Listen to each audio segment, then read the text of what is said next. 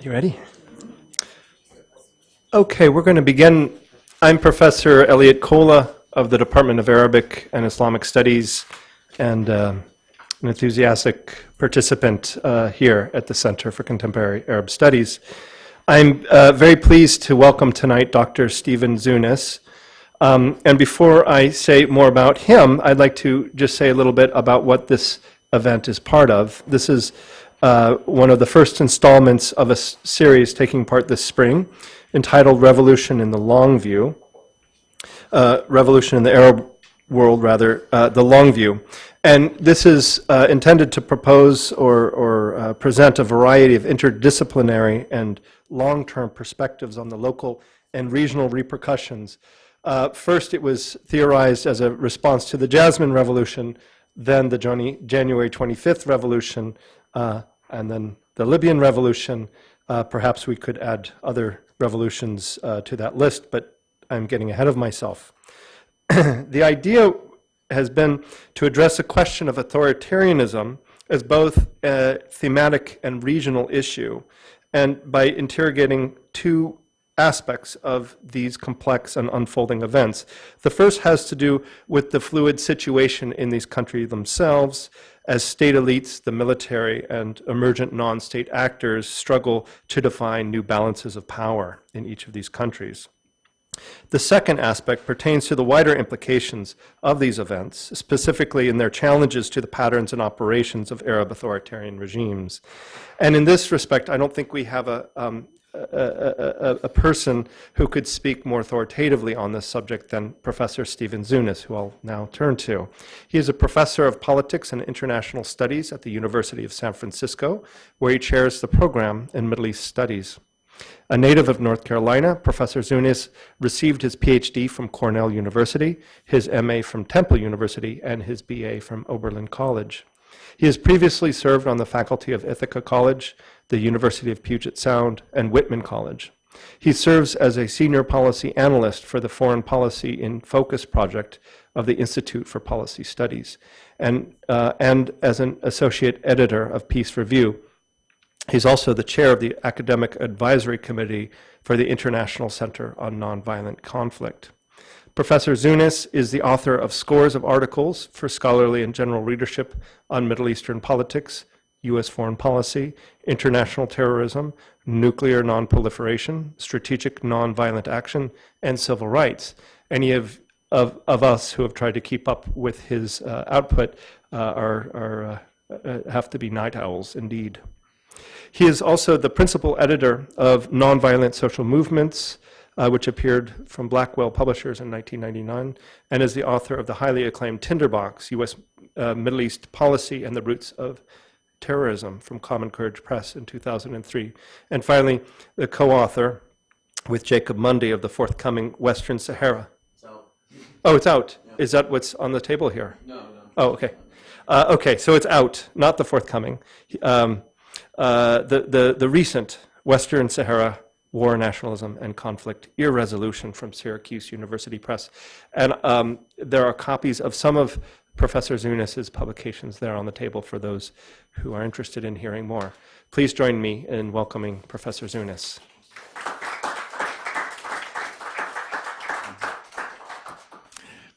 Thank you very much. Exciting times. I mean, those of us who are interested in the Arab world, those of us who are interested in the phenomenon of strategic nonviolent action, it's I mean, on the one hand, I mean, in many ways, I can think about what it must be like, have been like to have been an Eastern European specialist in 1989, and see the dramatic changes going on there. And it's funny because back in December, after the even more fraudulent than usual Egyptian parliamentary election, I wrote an article in which I said that I noted the growth of civil society in Egypt, and I said that Egypt may very well be the next country to have a Serbian, Filipino-style people power, pro-democracy revolution. I was wrong, of course. The Tunisians beat them to it. But nevertheless, even though I was not that surprised to see what transpired, I'm still dumbstruck, by the phenomenon. We're really looking at a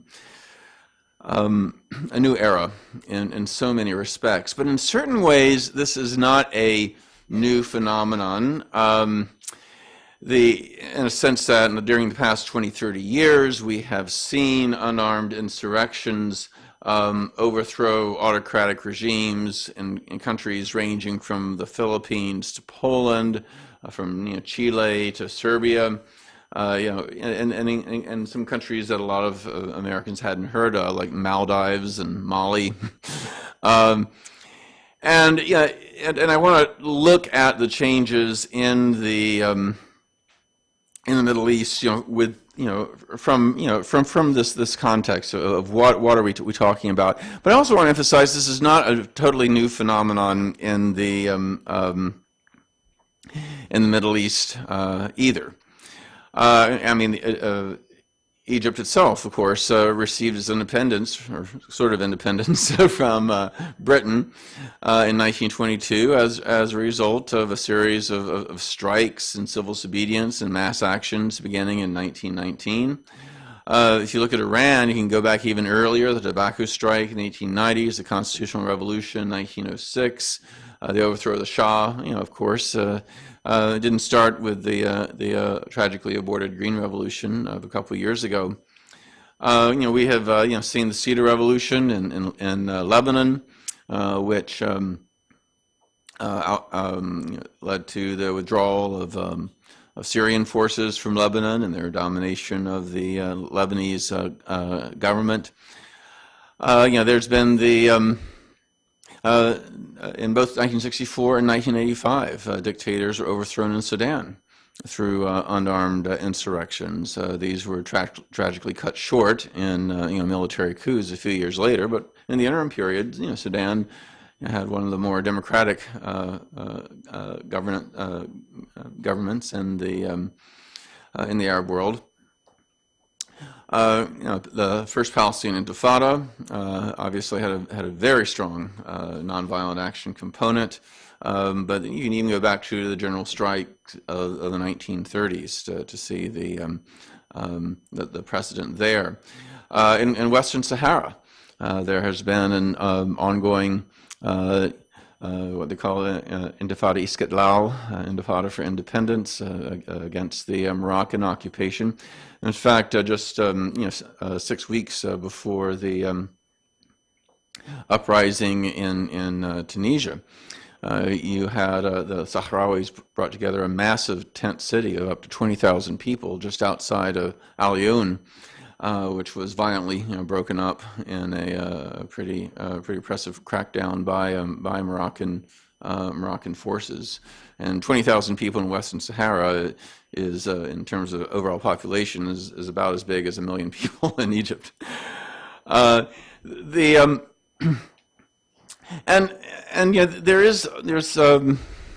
when you think about despite the stereotype a lot of people here in the West have of Islam, which ranges from this blind obedience to authority. These people are somehow like that they're not capable of independent democratic decision making, to the other extreme of being fanatic terrorists that will attack any kind of authority. In fact, there's a pretty rich history when in Islamic culture about the implied social contract between the rule and ruled. The idea that if you don't that we see in the Hadith, we see from some of the early caliphs, you see among Islamic scholars for years, that you do not owe your obedience to illegitimate authority. And refusing to obey illegitimate authority is a real cornerstone of strategic nonviolent action. And in a sense, what we're talking, so we're not talking about pacifism. We're not talking about nonviolence as an ethic. If you look at nonviolent struggles in the Middle East and elsewhere, you don't see people engaged in nonviolent action, out of a spiritual or ethical perspective, with a few notable exceptions. Obviously, Gandhi and Martin Luther King and the movements, Gandhi and King were exceptional because they were both brilliant political strategists, but also were committed pacifists. But they're in many ways the exception. And I think in virtually all these movements, if they felt they could be victorious quicker and easier using armed struggle, they would have done so. But they recognize that the power of nonviolent action is that essentially you are choosing a different weapons system than your opponent, that you're using the ultimate kind of asymmetrical warfare. That by using military force, you are essentially meeting the opponent at its strongest point. That using nonviolent action, you are you're basically you have a much better chance of winning defections from police and military. For the obvious reason that the people are much more likely to shoot at people who are shooting at them than people who are completely nonviolent. You're much more likely to get divisions within the ruling elites because a nonviolent movement is less scary in terms of what's going to happen to you if you lose than an armed struggle. And also there are key segments of society that may not like the regime but are a little nervous about the opposition, and they may believe some of the propaganda about the opposition. But again, if they're using nonviolent struggle and they see the regime being repressive against them, obviously the sympathy will tilt more and more towards the opponents. Gene Sharp, who's arguably the leading theorist in this whole phenomenon, has referred to it as political jujitsu. Aikido might be a more accurate analogy, but basically using the weight of the opponent against them. And And I think if we kind of understand this, this side, and we understand some of the things that led up, to these these movements that we're seeing unfold, we can get away from what the trend I've seen in some places where people seem to be willing to credit everybody but the people themselves who did it. That who is responsible for the Tunisian and Egyptian revolutions? I would argue it's the millions of ordinary Tunisians and Egyptians, men and women, Christian and Muslim, young and old, workers and intellectuals, poor and middle class, secular and religious. The people who faced down the truncheons, the tear gas, the water cannons, the bullets, the goon squads, for their freedom.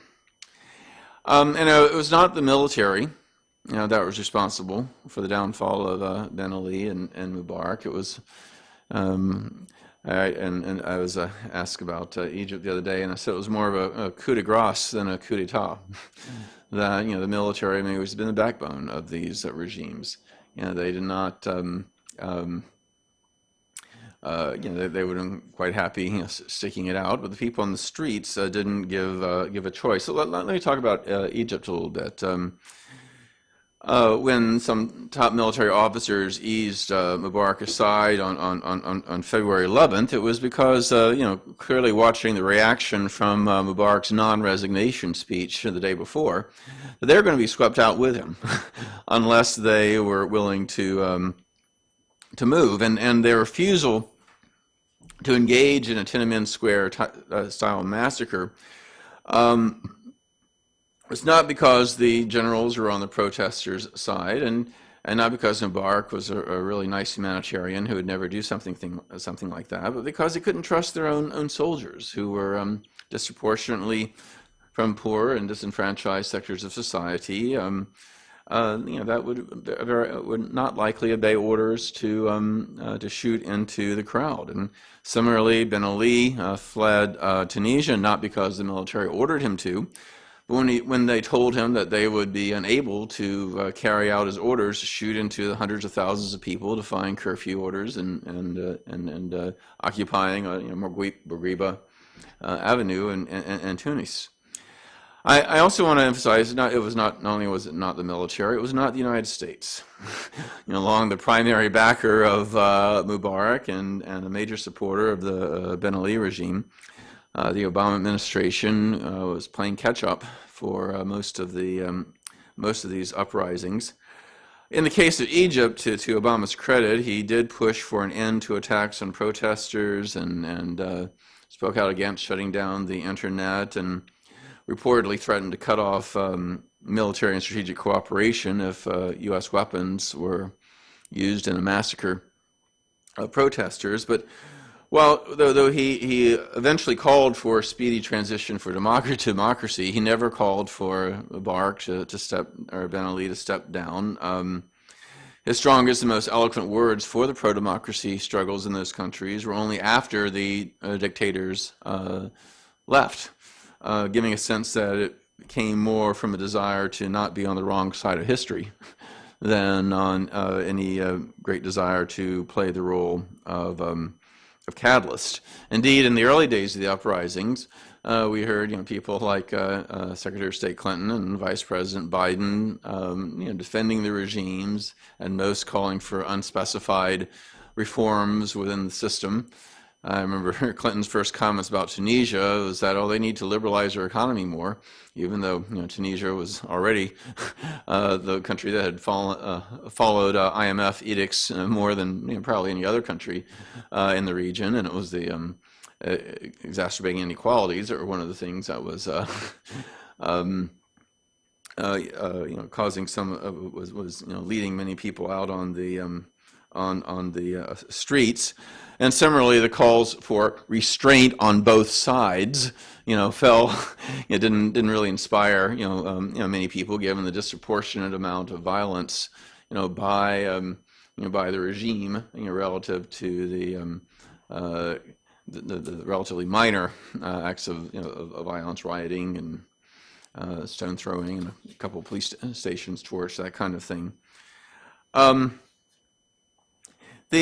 And I think the shifts in U.S. policy is really interesting, because those of you who spent time in the Middle East have probably picked on about the sense of fatalism, that that ultimately Washington will impact what happens in their country, but here we see ordinary people engaging in the kind of actions that's really impacted Washington's policies. So this shift, if tepid, if belated, if not enough, of support for these movements by the administration, is long overdue.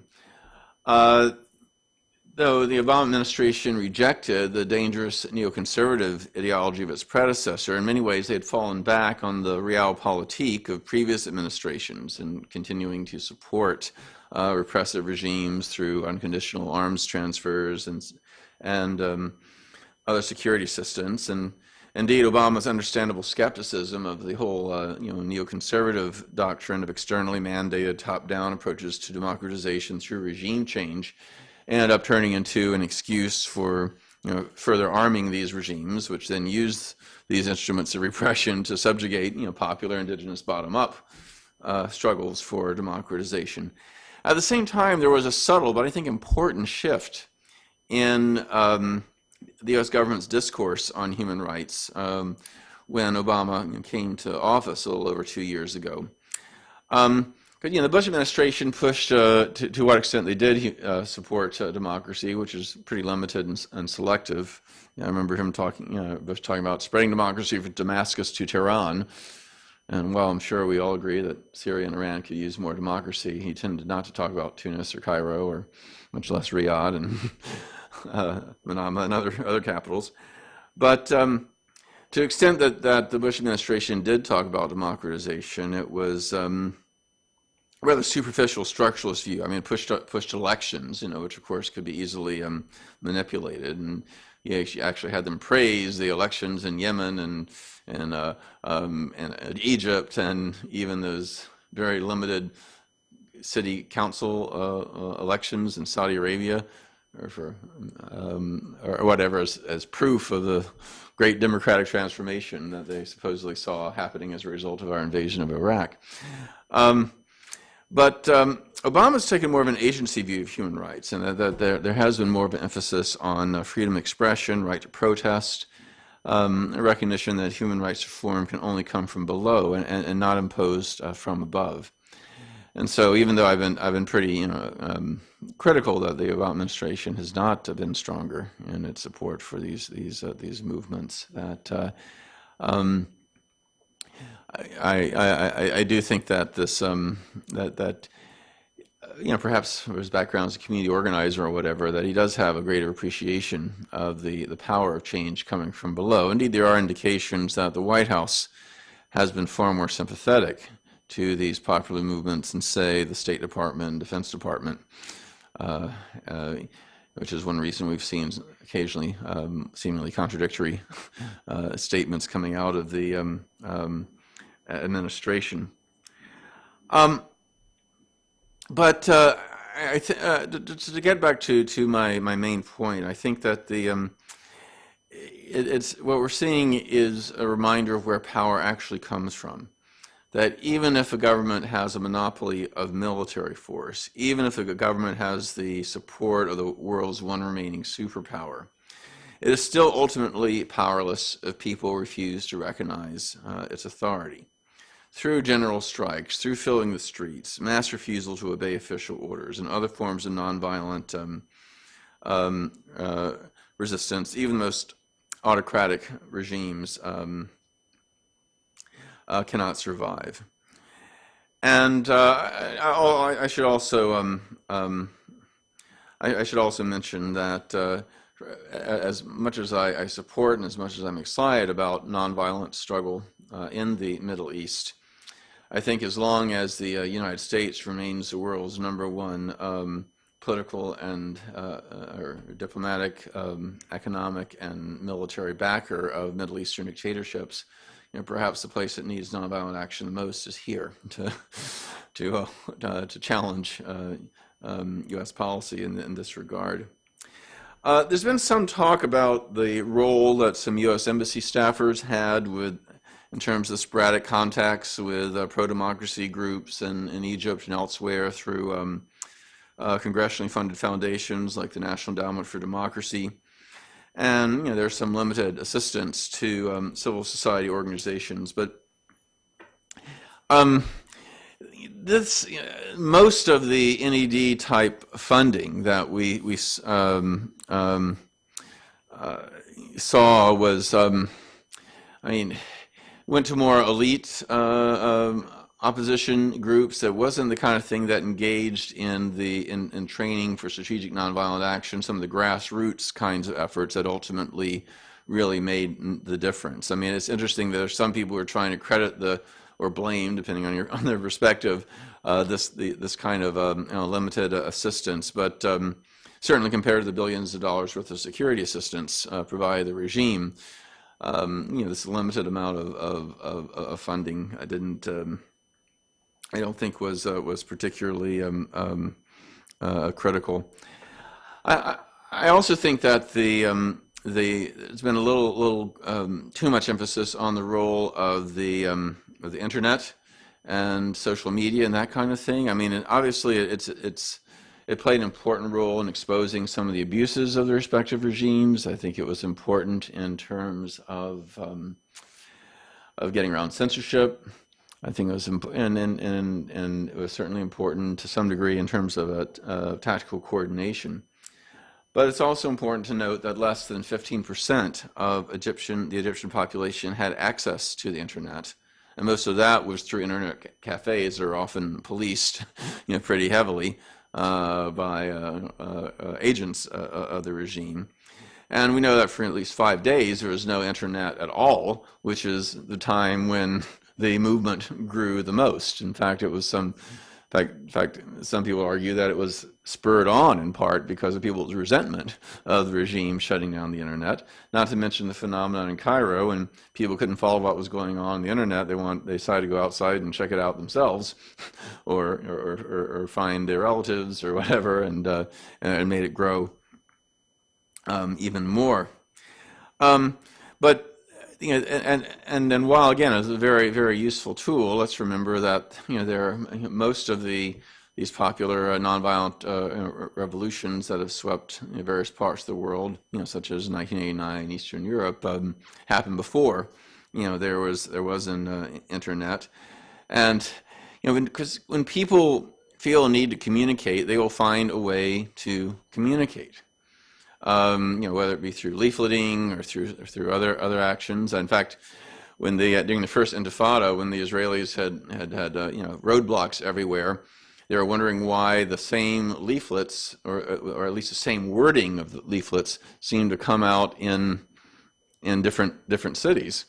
And apparently, you had people who had literally memorized sections of the leaders' leaflets and the orders from the command of the resistance, memorize them, and then they'd go and they would write it down in the new different town, and things would get around that way. And Mali, when they had the uprising against Traore dictatorship in 1991, and Mali, as you may know, is one of the poorest countries on the planet, very little in the way of infrastructure. Their pro-democracy movement got the word out using griots, the traditional sing-songy storytellers. So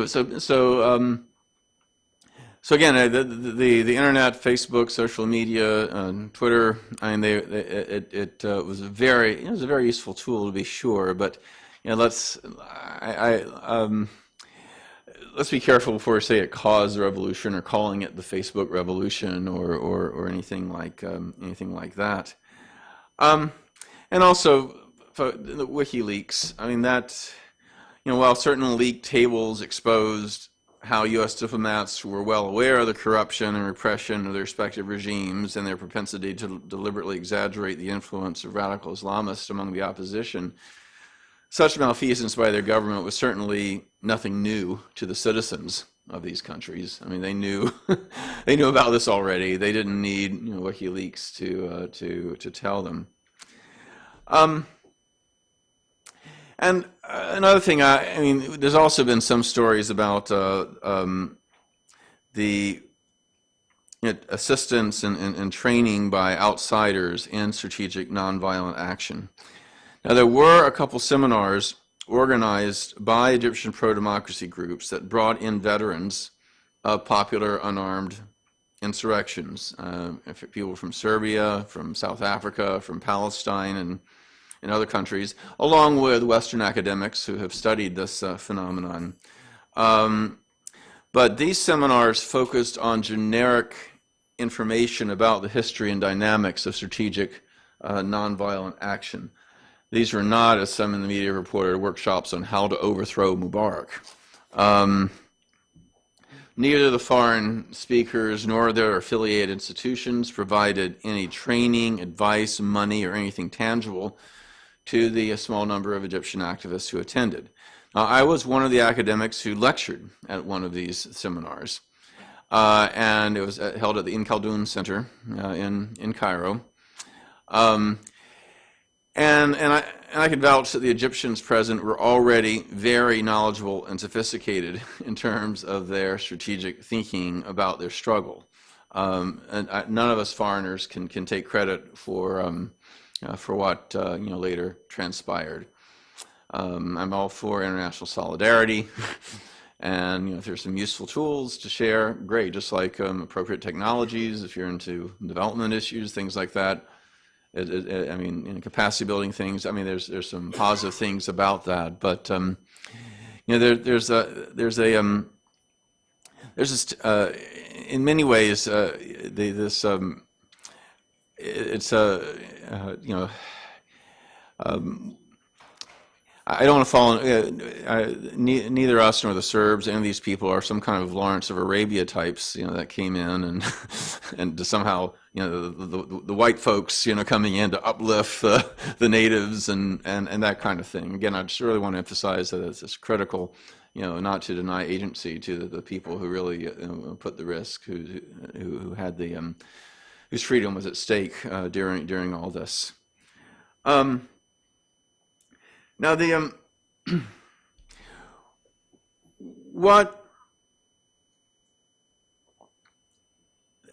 well, as I mentioned in the beginning, there has, in many ways, what transpired in Egypt and what we're seeing in some of these other countries are not total surprises, because what we've seen in Egypt and elsewhere has been this real dramatic growth of civil society movements.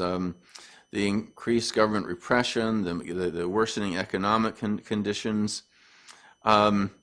There's a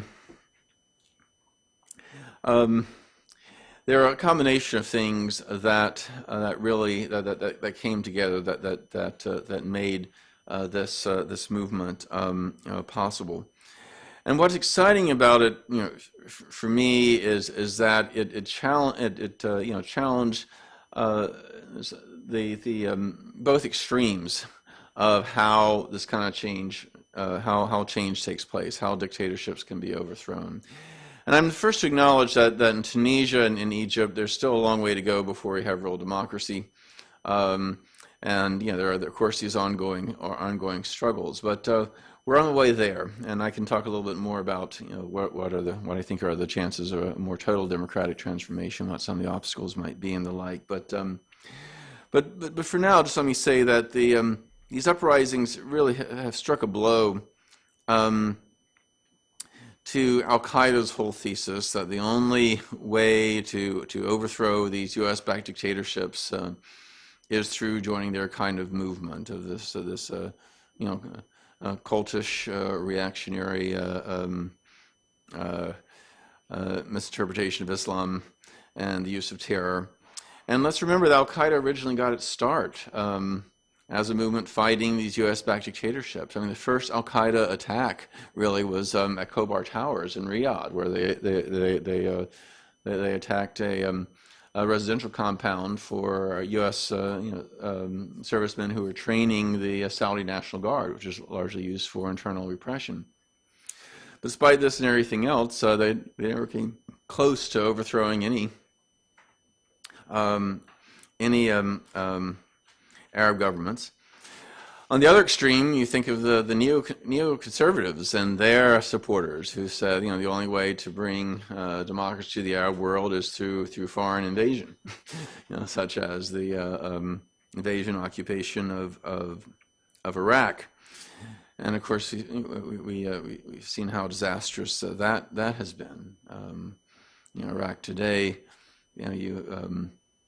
they're gunning down pro-democracy demonstrators and closing their offices and rounding up journalists and academics and other intellectuals who support these movements. Not to mention the torture chambers, the death squads, everything else that has been transpired, and which in many ways is what happens when you try to impose so-called democracy through foreign invasion. But basically, what the people of Egypt and Tunisia have done, and what we're seeing elsewhere, is that both these violent militaristic ideologies are wrong. That for change to take place in the Middle East, North Africa, it's not going to come from armed struggle. It's not going to come from foreign intervention. It's not going to come from sanctimonious statements from Washington.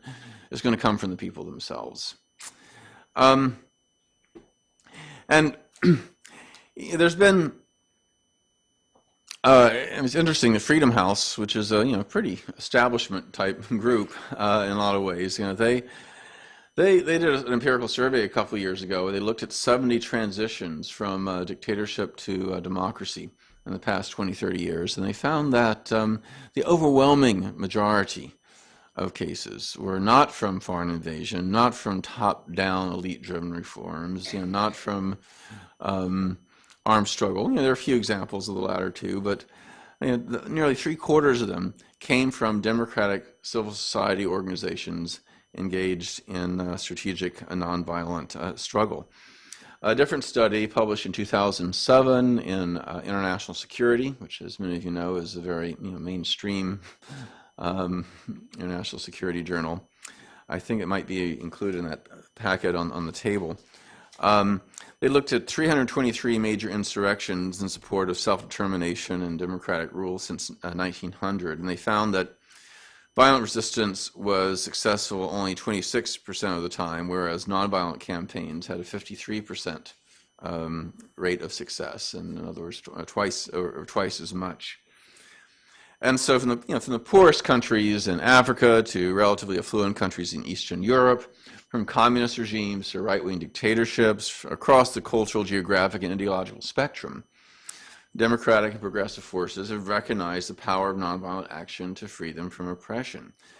And again, this doesn't come from a moral, spiritual commitment to nonviolence per se, but simply because it works. And we've reached a threshold where we're seeing this take hold in the Middle East and North Africa to an unprecedented degree. There are copies that in fact, I have, in addition to the ones left on the table, I have more here that we're able to give out for free if you're interested. This book is Civilian Jihad, Nonviolent Struggle, Democratization, and Governance in the Middle East. It was published about a year ago, and it's a phenomenon that this is not new. This kind of thing has been building for some time. Often when we don't know that these things are happening until there's it's suddenly on the TV screens, and you see the hundreds of thousands of people in the streets. But as with Serbia and Chile, Philippines, Czechoslovakia, other things, these are it was really a culmination of things that have been going on for years. So I'm happy to talk about some of the specifics of Tunisia and Egypt, of some of the ongoing struggles if people are interested, as well as broader things about the history and dynamics of nonviolent action in general. But why don't I stop my prepared remarks here and then open it up for any questions or input that people have. Meanwhile, I'll get out some additional books to pass around.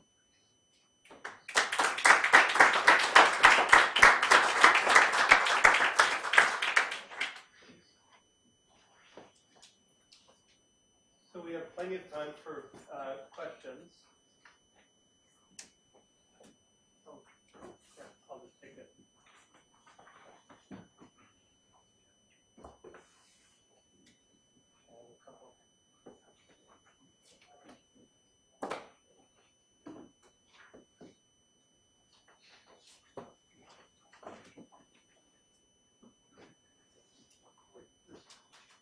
Oh, wait, just one moment. I'll come back and do a second round. Okay.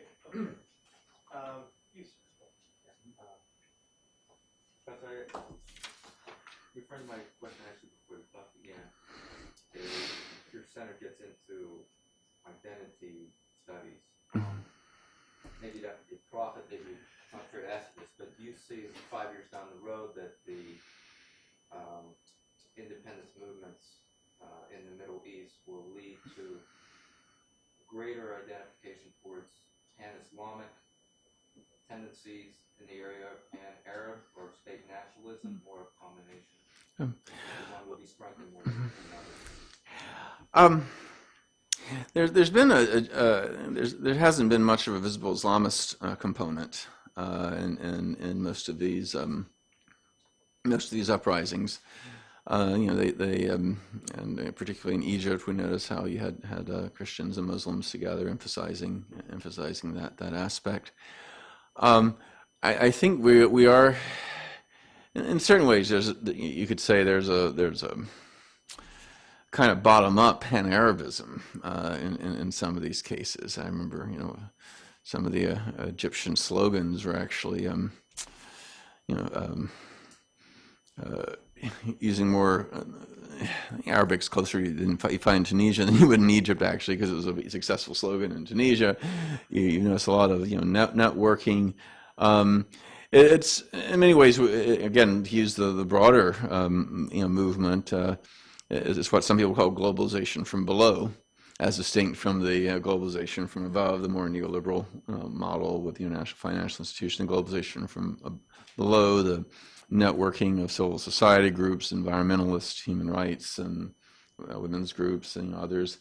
And I think we're through new communication technologies and others. There's definitely a a growth in communication with people. In Libya, the degree of support, just in terms of medical aid and humanitarian assistance from other Arab countries, has been quite impressive. To places on the border where people are trying to flee and elsewhere. So I mean, I think I do see greater international cooperation in terms of a sense of Arab identity, from being people kind of in a common struggle. But I think for now it's just it's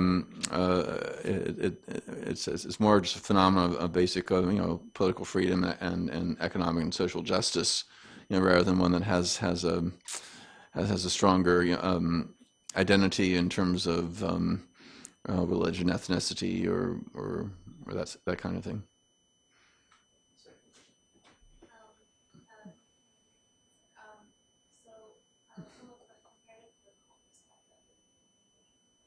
Resource mobilization and what do you think was the most significant factor in making these movements successful?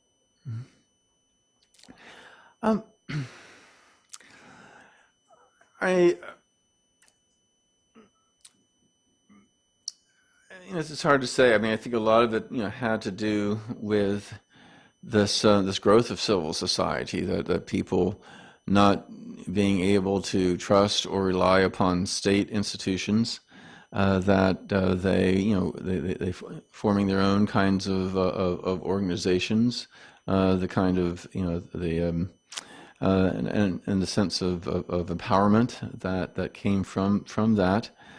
I think I want to just talk a little more about the economic issue. I mean, and the combination of liberalizing the economy without liberalizing the politics is a kind of bad combination, because it tends to exacerbate social inequality. And when the state sells off public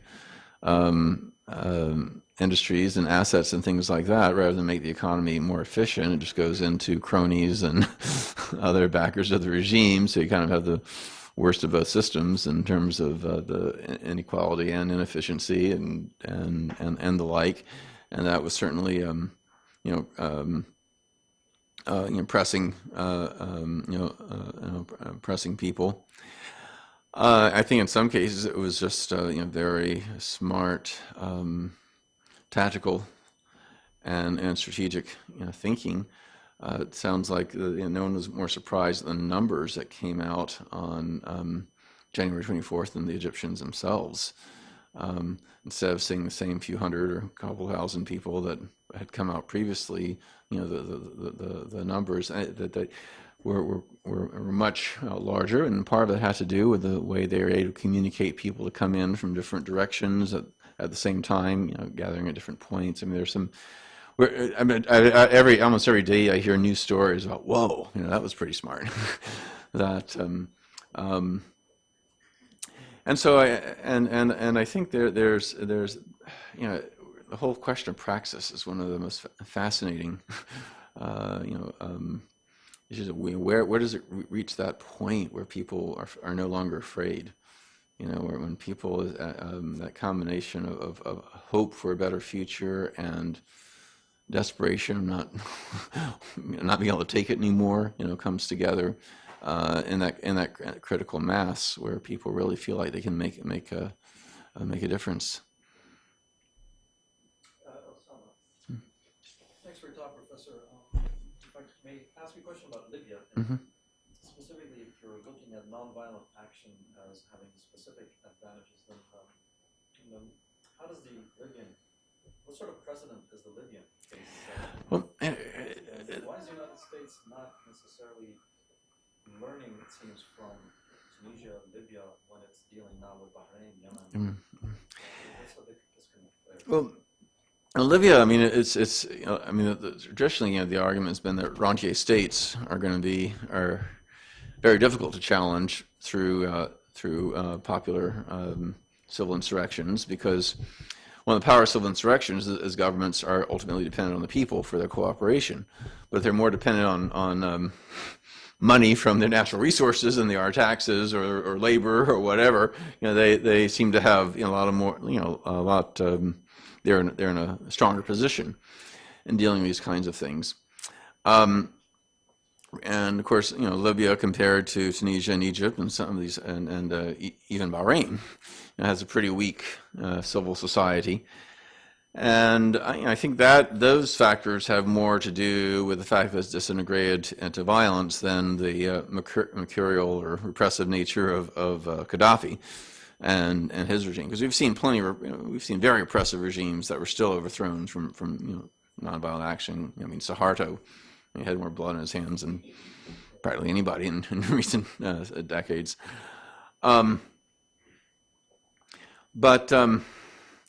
It's noteworthy that the movement in movement in Libya had their greatest gains when they were largely nonviolent. That's when they liberated half the country, and you had all these defections of ambassadors and military people, and even some top Gaddafi aides and that. But in taking up arms, they're essentially meeting the regime where it's quite strongest.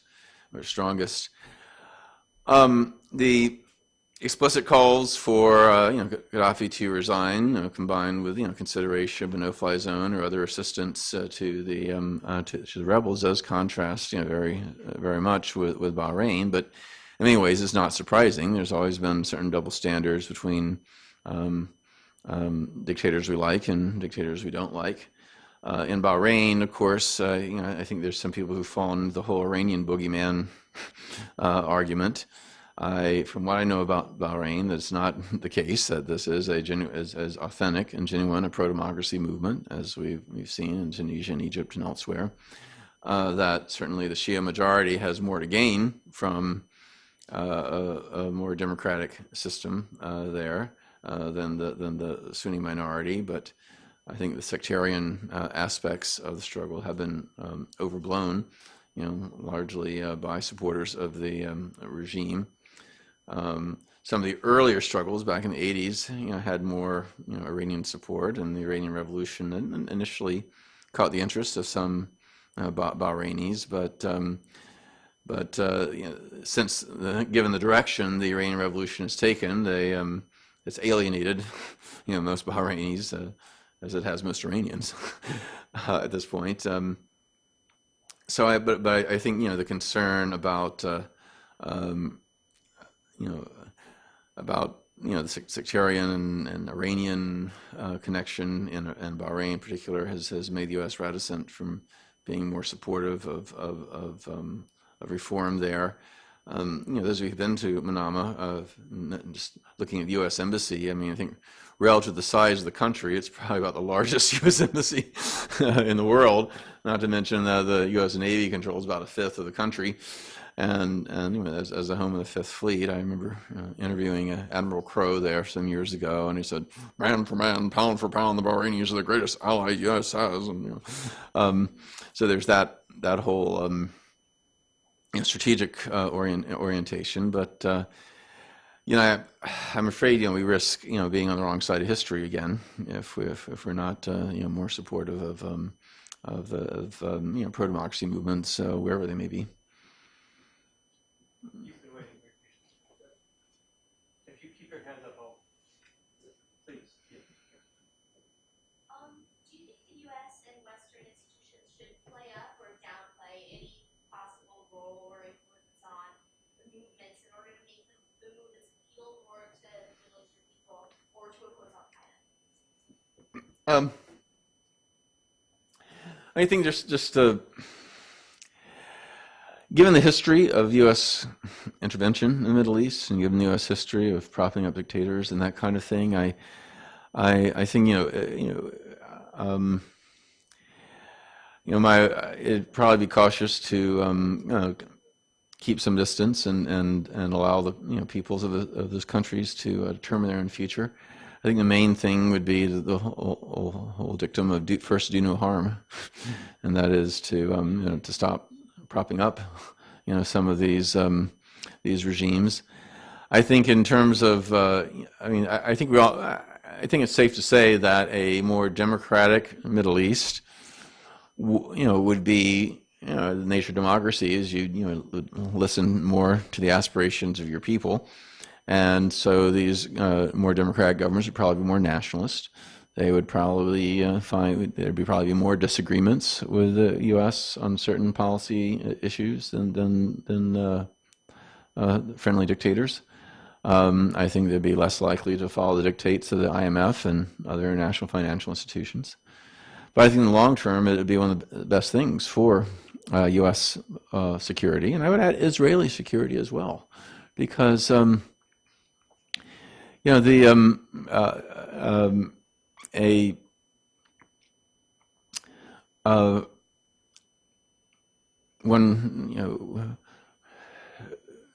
fact is that people are far more likely to embrace extremist ideologies and support terrorism if they feel hopeless in terms of working for change and addressing their political grievances through nonviolent legal means. And if people feel they can create change through a democratic process, they're much less prone to embrace these kind of ideologies. So I think in the long term, though there could be setbacks in certain policies, I think it's very much in the interest of the United States to welcome nonviolent change. And when it comes to Israel, I think that I think a more democratic Egypt, for example, would not renounce the Camp David agreement or make war with Israel, because they've tried that 4 times before and got their butts kicked. And but I think you would see a relief of some of the blockade of Gaza, at least in terms of humanitarian goods. I think you'd see more pressure around the settlements. I think you'd see more pressure on the United States to be more of an honest broker. But as far as I'm concerned, that's what needs to happen anyway in terms of Israeli-Palestinian peace, which I think, again, is ultimately good for Israel. For those of us who still hold out, for the shrinking number of us who still think there's hope for a 2-state solution. So I'm not sure if this is answering your question, but I think it's very much in the interest of the U.S. to be supportive of these pro-democracy movements, but it's not our role to lead by any means. My question was about what your concept of democracy, or what do you envision democracy in North Africa to be? Because I think there is a general feeling that it's going to be something different what we have in the United States. So just find out. The actual form of democracy takes place, I think, does depend on a country's unique cultural and historical experiences. But I'm at the same time, I think the desire for accountable government is universal. I believe that Arabs and Muslims don't like being jailed, tortured, and murdered for their political beliefs any more than Western Christians do. I think there's certain. I think the desire for freedom and social and economic justice is something that is universal. And while liberal democracy is not the be-all and end-all of a just system, allowing civic space makes it possible for workers, for women, for other groups that have real interest to mobilize their mobilize their supporters without having fear of the secret police coming in the middle of the night and hauling people away. And so I think allowing that kind of civic space is critical. And that at that point, people can then work and for a more truly democratic system. I think that certainly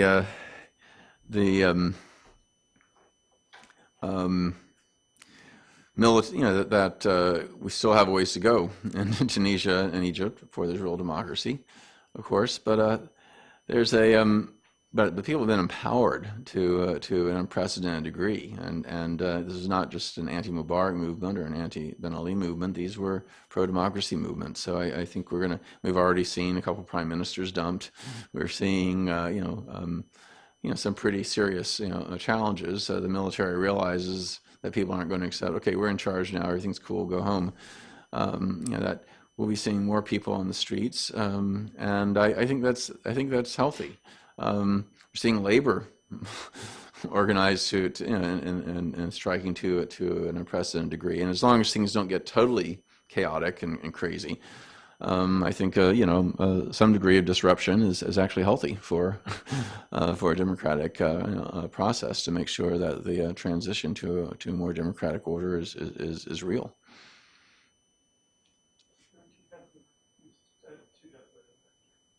I'm curious what you think the impact of the use of private military personnel would have in the Libyan conflict, more specifically, but just in general, like the potential that could have in the face of nonviolence in the future. It seems that one of the biggest turning points is whenever the military are co-opted in one way or another. So if it's private military, that's what their job is. I'm curious what you think that interaction for that. And it's one of the problems with the rentier state, where you can afford to bring in mercenaries, and that may be, less prone to might have less problems with shooting into a crowd than people might have if it's their own fellow citizens. But even there, I think there are limits to what some people are willing to do. Another problem is what we've seen is that people realize that shooting into crowds, uniformed police or military shooting into crowds can create a kind of reaction. What we saw being used in Egypt, what we've been seeing in Yemen, a few other cases, is just getting kind of freelance thugs, plainclothes policemen or people that are hired or whatever, to do the dirty work, and then the police and military, we're just trying to restore order from the two extremes. Indeed, the massive nonviolent movement in El Salvador in 79 and 80, was crushed in large part because you got these death squads that tried to feign that they are separate from the government, and Duarte and these guys, we're just caught between the extreme right and extreme left, and so in many ways the privatization of the repressive apparatus, or the decentralization of the repressive apparatus, is another real obstacle that can partly nullify the political jiu-jitsu effect that I mentioned earlier. But at the same time, it was impressive to see how the Egyptians withstood this kind of attacks and helped expose the origins of these attackers. People have been able to mobilize in other ways through third-party nonviolent intervention, through other kinds of mobilizing self-defense committees and the like. So these sorts of things make it more difficult, but not impossible.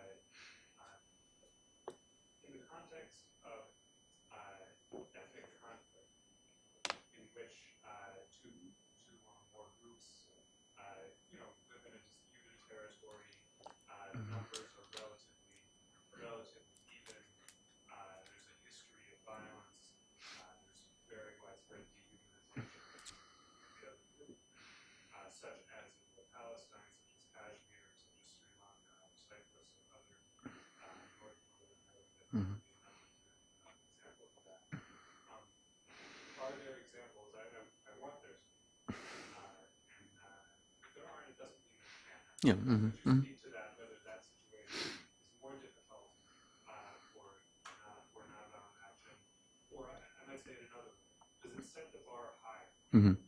Meaning, do you really need principled nonviolent action in which one really isn't engaging in low-level violence, Mm-hmm.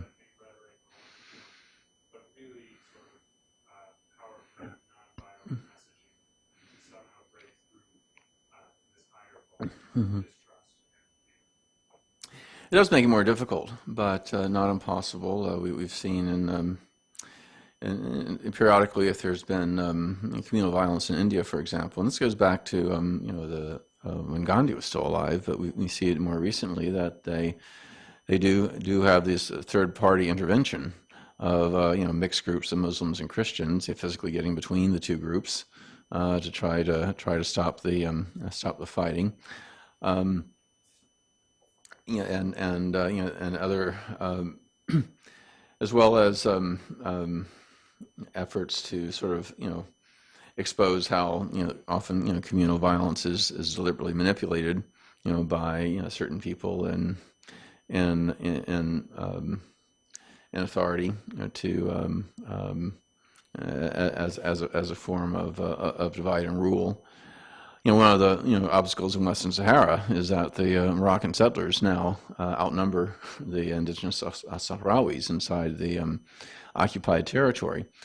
But even there, they've been gradually winning over people, in large part because more and more Moroccans don't like the monarchy and some of the things that they're doing.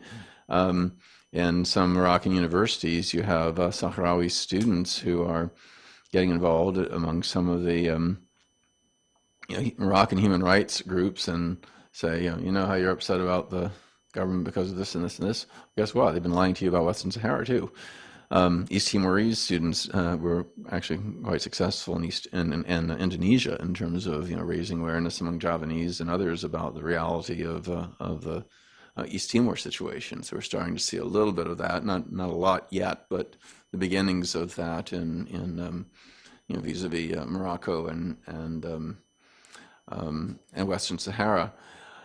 Even during some of the worst violence in the Lebanese civil war, you had Christian and Muslim women who did a joint march across the Green Line, dividing Beirut, and of course the peace women in Ireland, Mairead Maguire, who's now very active in Palestine solidarity, among other things.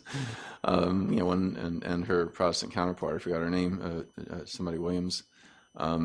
They won the Nobel Peace Prize for their effort back in the late 1970s. So it's definitely a challenging one, but there have been some examples of what can be done. Another example would be some of the efforts in KwaZulu-Natal back when there was that horrific violence going on between Zulus and others, and during the Inkatha Freedom Party, ANC, people of forms and some attacks against the ethnic Indian population. There was joint efforts to nonviolently intercede as well.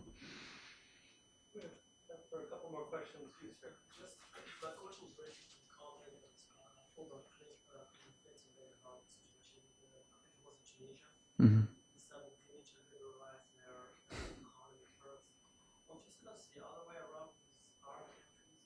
People have to liberalize their precept regime first. I think whether it's a capitalist economy or a more socialist economy, if the government is unaccountable, it's going to be a mess. That you need transparency for for an economy to meet the needs of the people. Otherwise, you're going to get ripped off, whether it be by corrupt bureaucrats or corrupt business people or a combination of both. I tend to be a critic of neoliberalism. I tend to, my vision on economic issues, it tends to be on the left, but I think wherever one sits on that spectrum, I think the bottom line is is the need for transparency and accountability, by the government and its institutions, including regulatory institutions. Peter Ackerman, who is the co-founder of the International Center on Nonviolent Conflict, is and whom I've worked with on occasion. I mean, he's kind of a libertarian. I mean, so he's kind of the opposite end of the spectrum on economic issues than I am. But we both recognize that that to have having a political freedom and transparency is critical, because you really do need to have that in order for any kind of economic system to have any hope of functioning in a productive way. Great, last question. So my question is kind of a follow-up on the question I was asked before about conflicts with kind of like I want to talk about Israel and Palestine in particular, and why we haven't seen a more successful nonviolence resistance movement there. It seems to me it's because there is less accountability in terms of an Israeli soldier pointing a gun to a crowd of Palestinians. He's less hesitant to when there's accounts of that. Well, sure. So I wanted to hear, and again, like about trying to get international accountability. We've just seen in the last couple of weeks Palestine's trying to get recognized as its own sovereign state, and the U.S. is saying that's not going to work. Where does all of that lead? It seems like they're kind of in a crux where violent opposition is definitely not going to work. We've seen from Gaza. Oh, sure. Yeah. So it doesn't really work. Yeah, it's I mean, there is the demonization of the other, and the very racist and chauvinistic tendencies we've seen on the rise in Israel have been a serious obstacle. The other whole nature is that in many ways Oslo ended up being a trap, in that nonviolent resistance was easier when the Israelis were in charge of the whole area, but by controlling most of the land, but not most of the people, it makes many of the classic tactics of nonviolent struggle more difficult. I think that we have seen a number of anybody seen the film Berlin? And that's really, I highly recommend. It's a remarkable story of success, of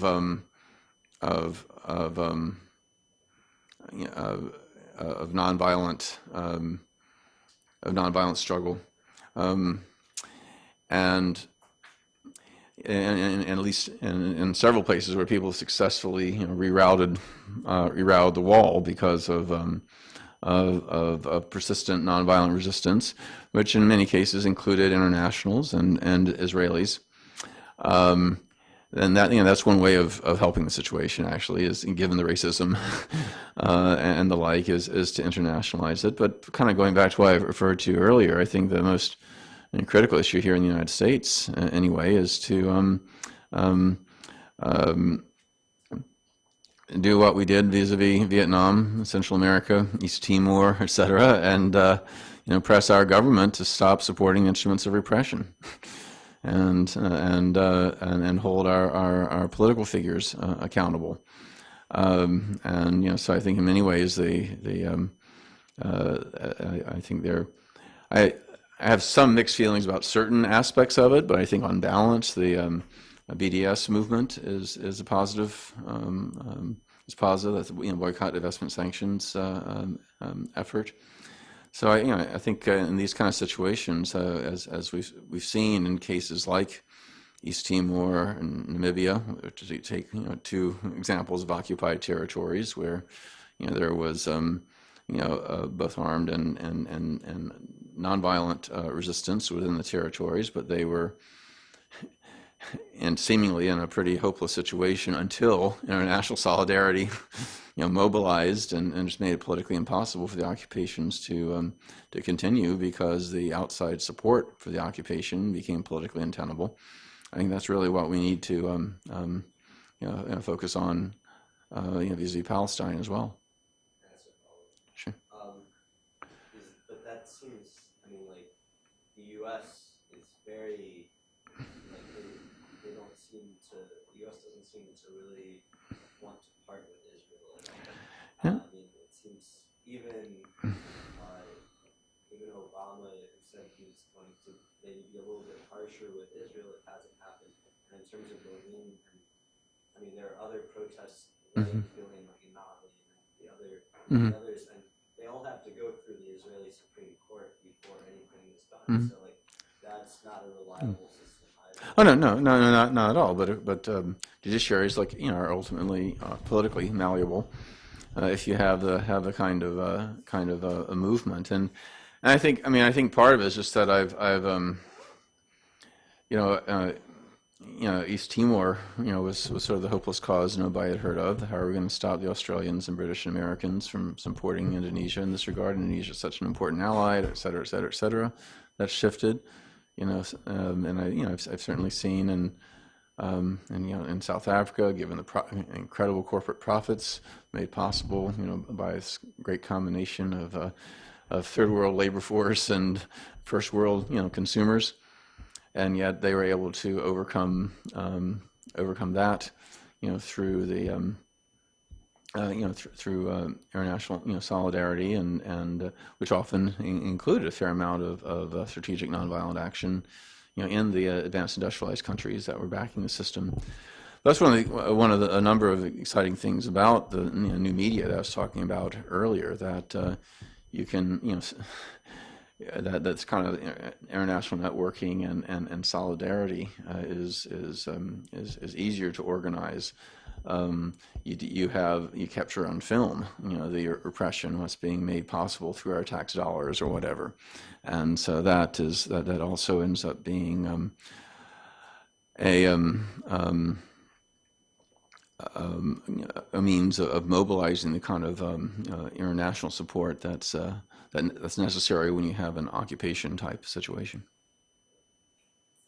Thank you, Professor Zunes. Thank you all.